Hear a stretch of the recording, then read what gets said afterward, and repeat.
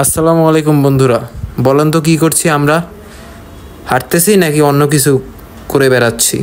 আপনারা কি অন্য কিছু দেখছেন নাকি কিছু ফিল করছেন? দুপাশে বিস্তীর্ণ ফসলের মাঠ, ঘন সবুজ গাছপালা নিয়ে প্রকৃতির বুক ছিঁড়ে হেঁটে বেড়াতে কার না মন ছুঁয়ে যায় বলেন তো? এই অপূর্ব ঘন সবুজ সৌন্দর্যের লীলাভূমিতে মন হারিয়ে যায়। আল্লাহর কি অপূর্ব সুন্দর সৃষ্টি! সুবহান আল্লাহ, মাশাআল্লাহ, আলহামদুলিল্লাহ।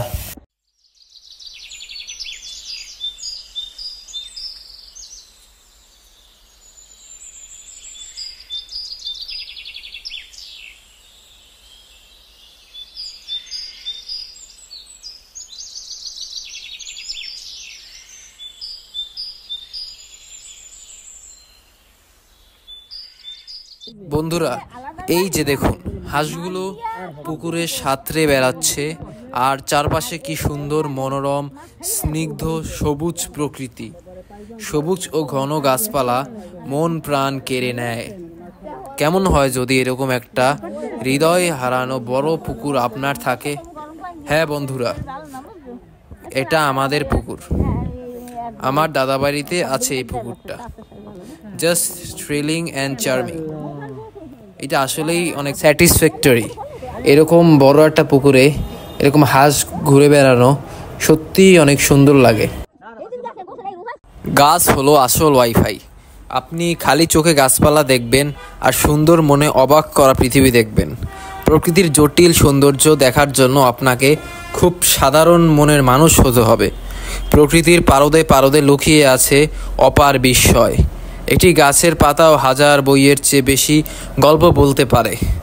প্রকৃতি আমাদের ছাড়া বাঁচতে পারবে, কিন্তু আমরা প্রকৃতি ছাড়া এক মুহূর্ত বাঁচতে পারবো না। তো আসুন আমরা সবাই প্রকৃতিকে ভালোবাসি। একটা বিশাল রেইন ট্রি গাছ।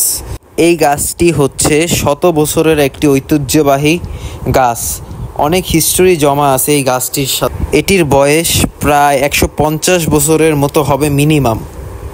এত বিশাল এবং একটি পুরানো গাছ এলাকায় আর কোনো এরকম পুরানো গাছ নেই। এটি আমার গ্রামের দাদাবাড়িতে অবস্থিত। প্রায় 60 বছর আগে এটিতে একটি বজ্রপাত পড়েছিল। তখনও প্রকাণ্ড গাছটির কিচ্ছু হয়নি। তাতে 4 জন মানুষের মৃত্যু হয়েছিল।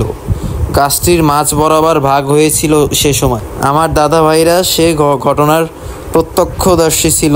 এত বড় গাছ এবং প্রকাণ্ড ডালপালা আসলেই একটা দেখার জিনিস। আমরা যতবারই গ্রামে আসি এই গাছটির সাথে ছবি তুলি। এই দেখুন, এখনও সবাই ছবি তুলছি এবং গাছে উঠছি।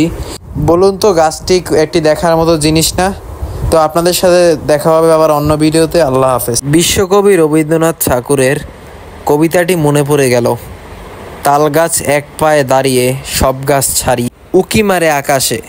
দেখুন, সব গাছগুলো ছাড়িয়ে তাল গাছগুলো কত বড় বড়, কি অপরূপ দৃশ্য।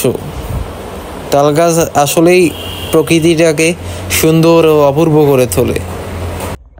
Never glance back or turn around. You will find the answers you seek on the road ahead. The scenic road should always be taken.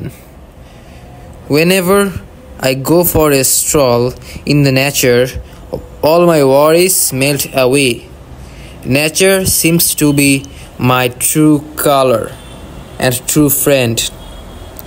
This kind of view makes life more beautiful and more delightful. Thank you.